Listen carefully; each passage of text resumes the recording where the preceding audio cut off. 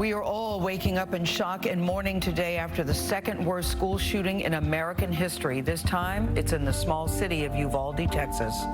At least 21 people are dead. 19 of them are children after a gunman invaded their elementary school. We welcome you to CBS Mornings. It's another tragic day in American life in this country. We're going to get to Tony Dokoupil, who is joining us from Uvalde in just a moment. But first, here are some of the sights and the sounds from a community that is shattered. I'd hoped when I became president I would not have to do this again. Another mass shooting in America, this time at an elementary school. At least 19 children and 2 adults were killed. I mean, I cannot imagine them going and not finding their kid. The massacre prompted responses from parents who lost children in both the Parkland, Florida and Sandy Hook school shootings. They failed our kids again. Okay, I'm done. I've had it.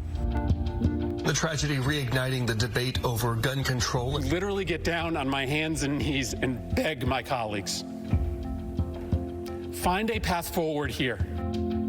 The shooting has caught the attention of the sports world. A moment of silence to honor the victims. I'm tired of the moments of silence. Warriors coach Steve Kerr ripping on Congress for their inaction on gun control. They won't vote on it because they want to hold on to their own power.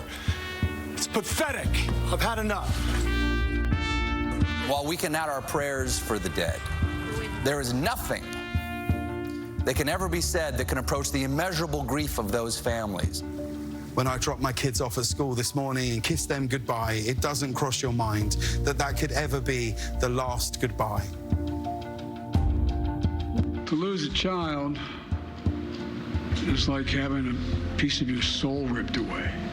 There's a hollowness in your chest. You feel like you're being sucked into it and never going to be able to get out. It's suffocating. Will I be able to sleep again? What do I say to my other children? What happens tomorrow?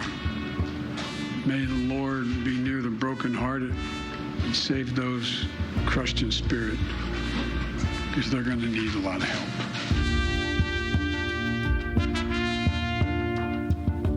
Listen, I think we're all going to need a lot of help. We welcome you to CBS Mornings. It has happened again, another difficult day for America as we struggle yet again with another senseless act of gun violence in this country.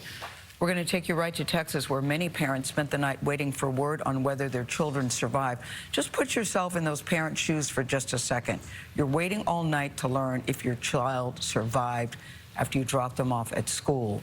Why? Because a heavily armed 18-year-old male burst through the doors of an elementary school in Uvalde. Tony is there.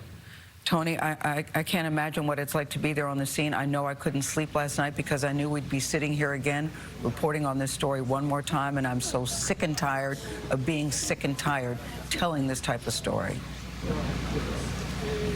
Gayle, I'm with you 100%. Just listen to the words we're using this morning. 19 dead children in the school behind me, and that is the second worst school shooting in American history. The second. Uvalde, for people who don't know, is a small city. It's 15,000 people. It's self-described as the Texas of Westerns, a pretty town, a close-knit town, and now another pin on the map, rather, of American gun violence.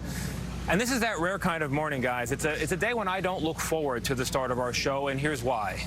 According to police, just after recess is when it happened. Peach slices, ham sandwiches waiting on the school lunch menu. And that's when 18-year-old Salvador Ramos walked into Robb Elementary School and started going classroom to classroom, shooting students and teachers. He was armed with an AR-15 style rifle, also had high-capacity magazines with him, according to police. Weapons, by the way, that he bought legally this very month on his 18th birthday. Teachers took heroic action, sheltering